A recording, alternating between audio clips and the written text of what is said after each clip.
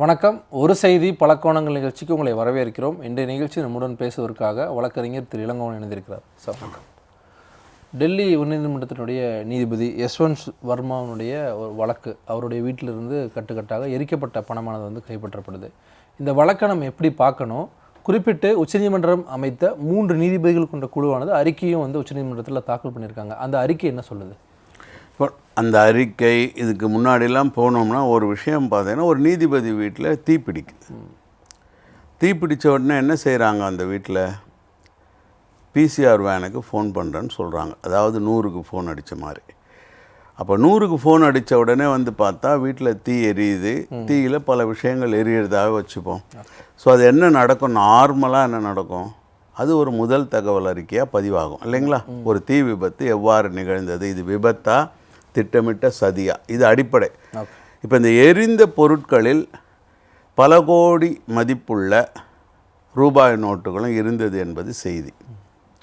இப்போ இவ்வளவு ரூபாய் நோட்டுகள் இருந்த செய்தி என்றால் அந்த முதல் தகவல் அறிக்கை ஏன் நிறுத்தப்படணும், ஏன் விசாரிக்கப்படக்கூடாது அப்படிங்கிற கேள்விதான் மக்களுக்கு முதல்ல எழணும். அந்த எஃப்ஐஆரை காட்டிலும் 3 நீதிபதிகளை கொண்ட ஒரு குழுவானது அமைக்கப்பட்டு அதில் விசாரணை, முதல்கட்ட விசாரணை அப்படி எடுத்துக்க கூடாது. ஏன், அதுதான் கேட்குறேன். இப்போது இந்த தீ எப்படி பிடிச்சதுன்னு 3 நீதிபதிகளை வைத்து முதல் கட்ட விசாரணை செய்கிற அளவு அமைதியாக இருந்திருக்க முடியுமா? தீயணைப்புத்துறையை கூப்பிடாமல், காவல்துறையை கூப்பிடாமல். அப்போ நீங்கள் யாராக இருந்தாலும் தீ உங்களை பொசுக்கும் தானே. அதுபோன்று சட்டம் என்பது உங்களை தண்டிக்கும் அப்படின்னு இருக்கணும். சட்டத்தின் முன் அனைவரும் சமம் என்கிறது தான் ரூல் ஆஃப் லா. அப்போது ஒரு நீதிபதியாக இருந்தாலும் வீட்டில் தீ பிடிக்குது என்றால் போலீஸ் தான் விசாரிக்கணும். அது ஒரு பக்கம் இருந்தாலும் அந்த பணம் தொடர்பான விஷயத்தை தான் 3 நீதிபதிகள் கொண்ட குழு விசாரிக்கிறாங்கன்னு எடுத்துக்கொள்ளக்கூடாதா? இருக்கட்டுமே. நான் என்ன சொல்கிறேங்க, இந்த பணம் எரிகிறது அப்படின்னா என்னங்க, எங்கள் பணம் எரிஞ்சதுன்ட்டு அந்த போலீஸ் அந்த நீதிபதியை கேள்வி கேட்கக்கூடாது என்று நீதிபதிகள் ஏன் இப்படி நடந்து கொள்கிறாங்க? இது என்ன சட்டம்ன்றதான் என்னுடைய பார்வையில் வர கேள்வி. எந்த ஒரு டிபார்ட்மெண்ட்லேயும் ஒரு ஊழல் வழக்கோ அல்லது ஒரு கிரிமினல் வழக்கோ ஒரு அதிகாரி மேலே இருக்குன்னா 2 டைப்ஸ் ஆஃப் ஆக்ஷன் நடக்கும். ஒன்று டிபார்ட்மெண்டல் என்கொயரி, ஒன்று கிரிமினல் ஆக்ஷன். இப்போ ஜுடிஷியல் என்கொயரி நடக்கிறதுக்கு நம்ம தடை அல்ல. ஆனால் ஜுடிஷியரி கிரிமினல் இன்வெஸ்டிகேஷனை தடை செய்வது ஏன் என்பது தான் கேள்வி. ஏன்னா இதில் ஒரு குற்றம் நிகழ்ந்திருப்பதாக 6 மாதம் கழித்து, 8 மாதம் கழித்து, 10 மாதம் கழித்து இந்த 3 நீதிபதிகள் குழு ஒரு அறிக்கையை வெளியிடுறாங்கன்னு வைத்துக்கொள்வோம். இப்போ முதல் தகவல் அறிக்கை என்பதும் வழக்கு என்பதும் எப்படி இருக்கணும்? விசாரணை முதலே தொடங்கணும் இல்லையா? இப்போ விசாரிப்பதற்கு காலதாமதமானால் சாட்சிகள் அழிக்கப்படுது இல்லையா, ஆவணங்கள் அழிக்கப்படுது இல்லையா? இதெல்லாம் நான் அது கிரிமினல் லாயராக உங்களுக்கு என்ன சொல்கிறேன்னா, எல்லா வழக்குக்கும் அதே தான். இப்போ நாளைக்கே உச்சநீதிமன்றம் நியமிக்கப்பட்ட குழு இதில் ஒரு க்ரைம் இருக்குன்னு சொல்லி நீங்கள் எஃப்ஐஆர் இப்போ போடுங்கன்னா இடைப்பட்ட காலத்தில் ஆவணங்கள் அழிக்கப்பட்டு சாட்சியங்கள் அழிக்கப்பட்டால் அந்த வழக்கு எங்கே போய் முடியும்? ஸோ ஒரு என்கொயரி, இந்த தீ விபத்தினுடைய என்கொயரி சைமல்டேனியஸாக நடக்கணும், ஜுடிஷியலுடைய என்கொயரி நடக்கட்டும், தவறில்லை என்பது தான் என்னுடைய பார்வை. ஓகே. ஒரு நீதிபதி இத்தகைய விஷயங்களை சிக்கிறார் அப்படின்னா என்ன மாதிரியான நடைமுறையெல்லாம் பின்பற்றப்படணும்? கடந்த கால வழக்கில் என்ன சொல்லுது? இப்போ என்னென்னா, உயர்நீதிமன்ற மற்றும் உச்ச நீதிமன்ற நீதிபதிகள் அரசமைப்பு சட்ட ஒரு பதவியில் இருக்காங்க. இவங்க எப்படி வர்றாங்க அப்படின்னா, ஒரு சாதாரண புரிதலில் சொல்லணுன்னா, குடியரசுத் தலைவரின் தேவைக்கு வராங்க. There is a warrant. The President of India warrants your service as a judge. அப்போ குடியரசுத் தலைவருடைய தேவைக்கு நீதி பரிபாலனம் செய்ய எனக்கு ஆட்கள் தேவைப்படுகிறார்கள், வாங்கன்னு கூப்பிடுறாங்க.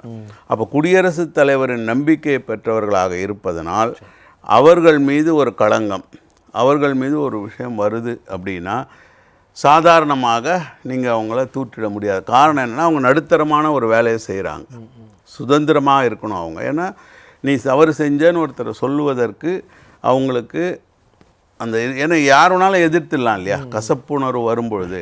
அப்போ அவங்களுக்கு ஒரு பாதுகாப்பு கொடுக்குறாங்க. இப்போ எனக்கு எதிராக தீர்ப்பு சொல்கிறாங்கன்ன உடனே நான் அவங்கள அவதூறு சொல்கிறது அப்படி இருக்கக்கூடாது என்பதனால் ஒரு ப்ரொடெக்ஷன் கிடைக்குது. ஆனால் அப்படி அவங்க தவறு செய்கிறாங்க என்பது அப்பட்டமாக தெரிய வரும் பொழுது என்ன செய்யலான்னா, அந்த குடியரசுத் தலைவர் உடைய ஆளாக இருந்தாலும் மக்களுக்கு அதிகாரத்தை கொடுக்குறாங்க. மக்களுக்கு எப்படி அதிகாரத்தை கொடுக்குறாங்க? மக்களால் தெரிவு செய்யப்பட்ட பாராளுமன்ற உறுப்பினர்கள் அவர்களை பதவி நீக்கம் செய்வதற்கு பாராளுமன்ற இரு அவைகளும் கூட்டி விவாதித்து ஒரு முடிவெடுக்கலாம்னு சொல்கிறாங்க. அது வந்து நீக்கம் தொடர்பான விஷயத்துக்கு. ஆமாம், ஊழல் தடுப்பு சட்டத்தின் கீழ் ஒரு உயர்நீதிமன்ற நீதிபதிகள் மீது நடவடிக்கை எடுக்க முடியும். ஆனால் காவல்துறையினர் வந்து எந்த நீதிபதி மீதும் தானாக ஒரு எஃப்ஐஆர் வந்து பதிவு பண்ண முடியாது அப்படிங்கிறதையும் நம்ம பார்க்க வேண்டியதாக இருக்குது. அதுதான் தவறுன்ற. இப்போ இந்த தீர்ப்பை, இந்த முடிவை சட்டம் சொல்லலை, இதை நீதிமன்றம் எடுத்துக்கிறாங்க. குடியரசுத் தலைவர் முடிவு பண்ணலாங்கிறாங்க. ரெண்டாவது குடியரசுத் தலைவர்கிட்ட தான் அந்த அதுதான் இது சொன்னது யார்? இது சொன்னது கான்ஸ்டியூஷன் சொல்லலை, பார்லிமெண்ட் மேட் லா சொல்லலை. ஒரு நீதிபதியின் மீது ஊழல் புகார் பதிவு செய்யப்பட்ட வரலாறு இருக்குது. அந்த வரலாற்றிற்கு பெருமை சேர்த்த இடம் தமிழ்நாடு தான். நெருக்கடி நிலை காலத்தில் தமிழ்நாட்டு, அதாவது சென்னை உயர்நீதிமன்ற தலைமை நீதிபதி வீட்டில் இதே போன்று கட்டுக்கட்டாக நோட்டுகள் கைப்பற்றப்போட்டு தகவல் வருது. இப்போ உங்களுக்கு ஏதுன்னு கேட்டு அப்பொழுது ப்ரிவென்ஷன் ஆஃப் கரப்ஷன் ஆக்டை இம்ப்ளிமெண்ட் பண்ணுறாங்க. ஆனால் அந்த வழக்கு நடந்து நடந்து நடந்து நடந்து ஒரு முடிவுக்கு வருகிறது. அவர் தண்டிக்கப்படலன்றது ஒரு பக்கம் இருக்கட்டும். அப்போ தான் இப்படியெல்லாம் சொல்கிறாங்க, நீங்கள் அனுமதி வாங்கணும், இப்படி பண்ணணும், இதுக்கப்புறம் தான் அந்த விஷயத்தை செய்யணும்னு சொல்லுவதனால் இது வந்து ஜுடிஷியருடைய இண்டிபெண்டன்ஸ் பாதிக்கப்படக்கூடாது என்கிற உணர்வு சரி, அதில் நான் மாற்றம் சொல்ல வரல. ஆனால் அந்த உணர்வு, இப்போ உதாரணமாக உங்களுக்கு இன்னொரு உதாரணம் சொல்கிறேனுங்களே, இந்தியா சுதந்திரம் அடைந்து கான்ஸ்டியூஷன்லாம் வந்த பிறகு நீங்கள் என்ன பண்ணுறோம், மக்கள் ஓட்டு போட்டுடுறாங்க, எலெக்ட் பண்ணிடுறாங்க. அதுக்கப்புறம் மக்கள்கிட்ட ஒரு பவரும் இல்லை. ஒரு பாதிப்பு வரும்போது அரசாங்கத்தை எதிர்த்து குரல் கொடுக்க முடியல. அப்படி குரல் கொடுத்தா அதிகாரம் உள்ள அரசாங்கம் ஒரு குடிமகனை நசுக்குது. அப்போ அவன் லா படி கேள்வி கேட்கணும். அப்போ அவன் கேள்வி கேட்கணும்னா வக்கீலை வச்சு தான் கேள்வி கேட்பான். இப்போ அந்த வக்கீலுக்கு சுதந்திரம் இருக்கணும்னு சொல்லி தான் அட்வொகேட்ஸ் ஆக்ட் 1961 கொண்டு வராங்க. அப்போ அந்த வக்கீலுடைய ஒழுங்கீனம் இவைகளை சுயாதீனமாக வழக்கறிஞர்களை தீர்த்து கொள்ளணும்னு தான் பார் கவுன்சில் ஆக்டை கொண்டு வராங்க. ஆனால் அது கரப்ட் ஆகி வக்கீலுங்களே கட்ட பஞ்சாயத்து செய்கிறாங்க போகிறாங்கன்ற பல விஷயங்கள் வரும்பொழுது அந்த சட்டத்தை மீறி நீதித்துறை தானாக பல விஷயங்களில் உத்தரவிடுறாங்க. ஒரு கேஸ் நான் பேசிகிட்டே இருக்கிறேன்னா, நீ என்ன குரலை உயர்த்தி பேசுகிற, டேக் ஆக்ஷன் அகைன்ஸ்ட் ஹிம் அப்படின்னு பார் கவுன்சிலுக்கு ஒரு உத்தரவு போடுறாங்க. உடனே பார் கவுன்சில் உடனே நடவடிக்கை எடுக்கிறாங்க. இப்போ என்ன சொல்ல வரேன்னா, அந்த இண்டிபெண்டன்ஸ் ஆஃப் ஜுடிஷியரி என்பதற்கு ஒரு சுய ஒழுங்கு இருக்கணும். அந்த சுய ஒழுங்கை நீங்கள் பார்க்குற இடத்துல எனக்கு பிரச்சனை இல்லை.